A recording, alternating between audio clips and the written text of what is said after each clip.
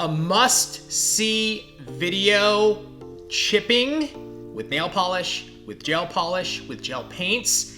Tracey's gonna show you the problems and the solutions right now.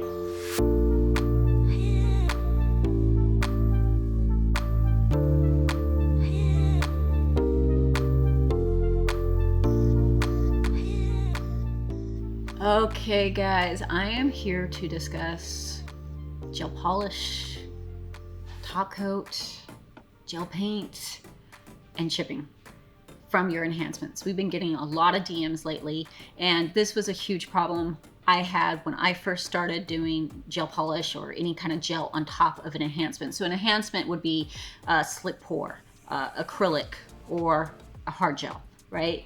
Any of those. And then you make this beautiful nail, you top coat it or you put your gel polish on top, and then within a day or two, your client is calling you and telling you that it's chipping from the surface. Super frustrating because now you have to find time to get them in, but if you don't know what you did wrong, it's just gonna happen again. So we're gonna go over a couple common things. It's really easy, actually, once I was taught this and then actually got out of my own way, because some of these are my habits and I had been doing them from day one. And when you have a habit, it's really hard to break. So let's get into it. We have some nails that are just sitting here conveniently, right? And they're kind of filed and they're done.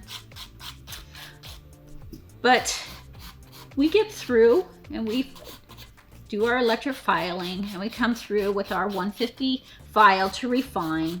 Here's the first mistake we make. We grab ourselves a buffer, right? And we start going to town. And believe me, there's times that I like to do this because there'll be just something just minute that I want to take down that I feel like if I take the hand file to it, it's going to take too much. Like the 180 buffer is just the perfect grit. This is my old school habit. I just love buffing, apparently. But we go at it and we start going and we really smooth that nail out with the buffer. And we get it nice and perfect. Heck, we might even go, this is what I did when I first got gel polish. Grabbed some oil, took the buffer to that after I had oiled the nail. This is all gonna cause problems. It's just bad from the beginning. You're gonna have a hard time getting the top coat to even stick. It's gonna pool. It almost looks like oil and vinegar. It starts to separate, right? But even if you didn't oil, like you know that, don't oil because it's not gonna work, but you buffed and you buffed it nice and smooth and there's literally no scratches in that nail. And then we take our swipe and we cleanse it. And even if you decide to put the protein bond on, you grab your top coat and you put it on, and you know what? It goes on beautifully. It looks good. You might run into problems. If you over buff, sometimes it kind of does that oil and vinegar thing. But I can almost guarantee that this will probably chip because there's nothing for the gel to hold to. Gel, whether you're working with a hard gel or a soft gel, does not like to stick to a slick, smooth surface. It doesn't. It's gonna chip away. Same thing if I was trying to put gel polish on here. Now, the reason we wanna do that is because we want that nice, smooth application. And some people will say, well, Tracey, you say to take my 150 file, right? And get some scratches in it. Nice scratches, right? Cleanse it. But I'm gonna see those scratches. I'm gonna see those scratches in my gel polish. I'm gonna see them in my top coat. Well, first of all, the protein bond does two things. It not only is gonna get it to, it's kind of just an added insurance that it's gonna stick really well, but what it also does is it kinda fills in those scratches to make it smoother. Then the next thing is, if you take your top coat and you wipe everything off your brush, and you have just a little on your brush, and we kind of go across the nail, right? And we're getting it on, it looks wet, right? Maybe a little bit more. It looks wet. It looks like I cover it. Okay, there's a couple things that's gonna happen. One, it probably will chip because you don't have enough top coat. Two, you're gonna see scratches. Three, probably when you take it out of the light, you're gonna see what looks like dust particles. Actually, it's already happening.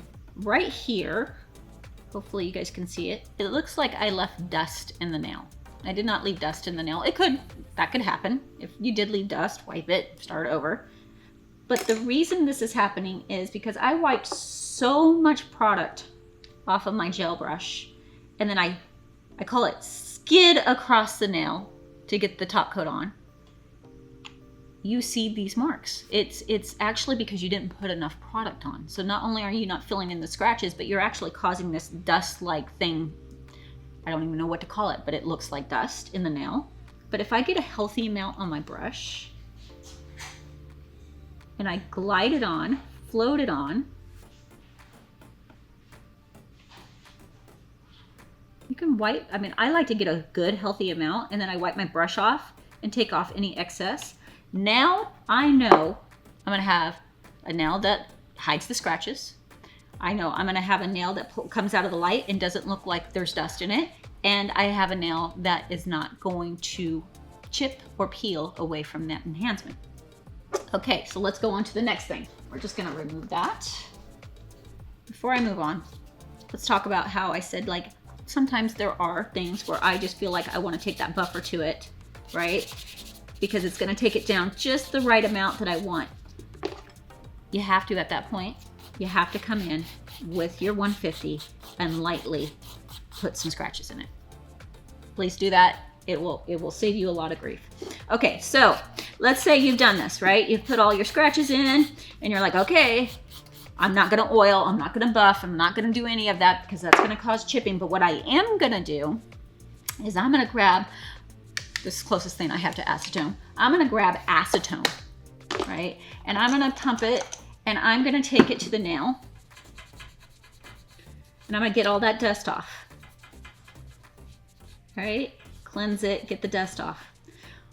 Acetone, what do we use to remove nails? Well, I use the electric file, but what most people use to remove nails, artificial nails, acrylics. They use acetone. Why? Because it melts acrylic. So if we're taking acetone and we're rubbing it on top of that nail, that acrylic, what are we doing? We're melting it. We are actually smoothing the nail back out and we're right back to where we were with the buffer. Now we don't have any scratches in it. We don't have any texture, right, for that gel to grab. And now we're going to get chipping from it. The next thing that can cause chipping or even problems in your application of your gel top or your gel polish is some people will file. I used to do this actually. All this stuff I used to do. So don't think you're alone. I can talk about this because I literally did all these mistakes, right?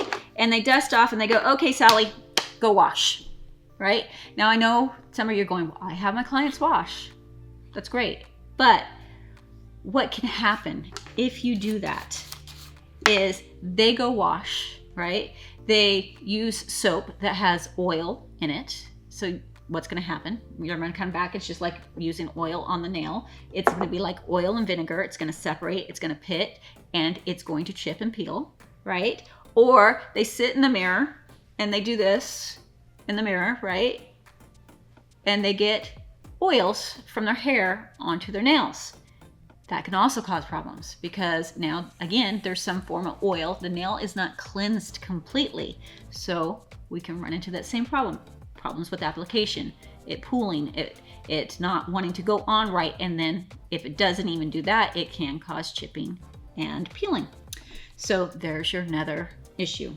The other issue is we've done everything correct. We are on it. We are good. We have learned the hard way, like me, that we need to leave it textured, that we need to do that one coat of protein bond just for that added insurance. Plus it fills in the scratches. We know all this. We're gonna put our top coat on. You know we have to get a good healthy amount.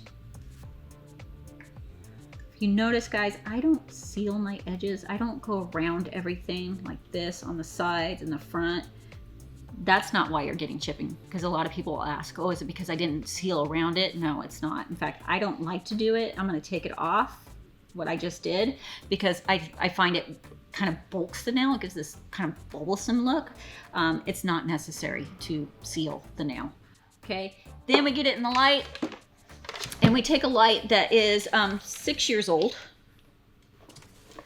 and we put it on 60 seconds, and we go, why did we get chipping and why did we get pilling? It's because your light's 6 years old, right?